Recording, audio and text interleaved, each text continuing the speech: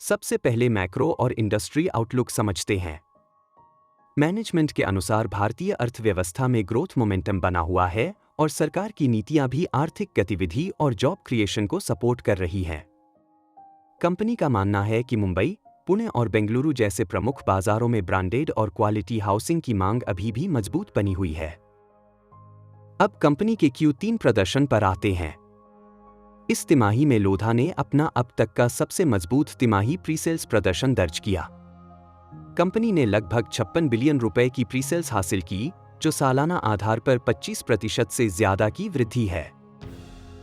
पहली बार कंपनी ने किसी एक तिमाही में 50 बिलियन रुपए से ज्यादा की प्रीसेल्स पार की है, जो ब्रांड की ताकत और मार्केट डिमांड को दर्शाता है। कंपनी ने यह भी बताया कि पहले तीनों क्वार्टर्स इस साल के अपने अपने हिसाब से बेस्ट रहे हैं।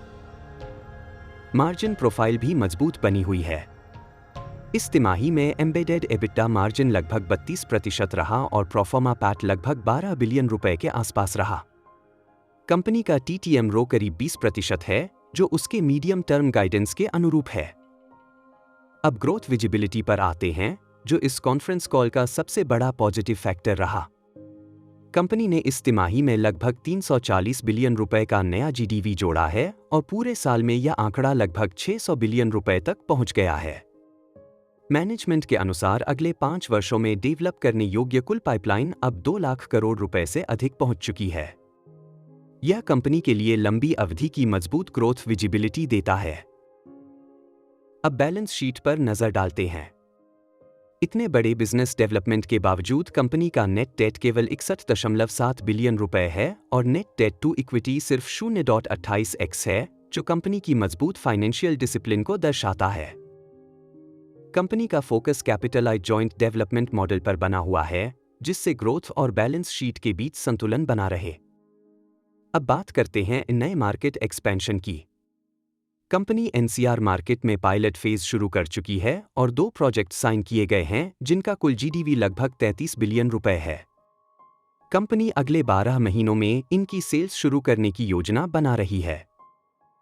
अगर यह पायलट सफल रहता है तो आगे स्केल अप की संभावना काफी मजबूत हो सकती है, जैसा कि कंपनी ने पहले बेंगलुरु में किया था। अब आते हैं सबसे बड़े लॉन्ग टर्म ट्रिगर पर, पलवा डेटा सेंटर अवसर। कंपनी ने लगभग 400 एकड़ जमीन डेटा सेंटर पार्क के लिए इयरमार्क की है और लगभग 3 गीगावाट पावर उपलब्ध कराने की योजना है। यह प्रोजेक्ट कंपनी के लिए बड़ा गेम चेंजर बन सकता है, क्योंकि AI और क्लाउड डिमांड तेजी से बढ़ रही है। कंपनी के पास पहले से Amazon वेब सर्विसेज और STT जैसे एंकर ग्राहक मौजूद हैं। मैनेजमेंट का मानना है कि अगले 12 से 18 महीनों में और हाइपरस्केलर ग्राहक जुड़ सकते हैं। साथ ही company build to suit model पर रेंटल इनकम स्ट्रीम बनाने की भी योजना बना रही है। लैंड वैल्यू आउटलुक भी काफी दिलचस्प है। कंपनी का अनुमान है कि डेटा सेंटर लैंड वैल्यू अगले 3 वर्षों में 50 से 60 करोड़ रुपए प्रति एकड़ तक पहुंच सकती है, जो वैल्यू अनलॉक का बड़ा अवसर बन सकता है। अब डिमांड ट्रेंड की बात करें।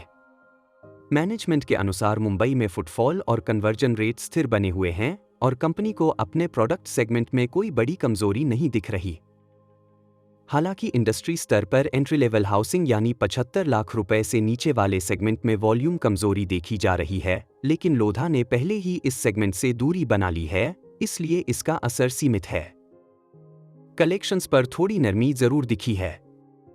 Q3 में कलेक्शंस लगभग 35.6 बिलियन रुपए रहे, जो पिछले साल की तुलना में कम है।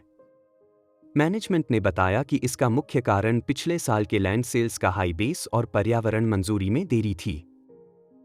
अच्छी बात यह है कि ये मुद्दे अब सुलझ चुके हैं और कंपनी को अगले 12 महीनों में कलेक्शंस में तेज सुधार की उम्मीद है। आगे की गाइडेंस की बात करें तो कंपनी पूरे साल के लिए 210 बिलियन रुपए की प्रीसेल्स गाइडेंस हासिल करने के ट्रैक पर है और लगभग 33% एबिटा मार्जिन बनाए रखने का लक्ष्य रखती है। अगर हम पूरी कॉन्फ्रेंस कॉल का सार निकालें तो लोधा डेवलपर्स 3 बड़े ग्रोथ इंजन पर काम कर रही है: मजबूत प्रीसेल्स मोमेंटम, बड़ा GDV पाइपलाइन और उभरता डेटा सेंटर अवसर। पॉजिटिव ट्रिगर्स में रिकॉर्ड प्रीसेल्स, मजबूत बैलेंस शीट, NCR एंट्री और पलवा डेटा सेंटर शामिल हैं। वहीं जोखिम में रियल एस्टेट साइक्लिकलिटी, कलेक्शन टाइमिंग और प्रोजेक्ट एक्सिक्यूशन पर नजर रखना जरूरी होगा। कुल मिलाकर लोधा डेवलपर्स एक मजबूत ब्रांडेड रियल एस्टेट प्ले के रूप में उभर रही है, जहां ग्रोथ विजिबिलिटी फिलहाल मजबूत दिखती है। डिस्क्लेमर: यह वीडियो केवल शैक्षिक उद्देश्यों के लिए है। किसी भी निवेश निर्णय से पहले अपने SBI पंजीकृत निवेश सलाहकार से परामर्श अवश्य लें।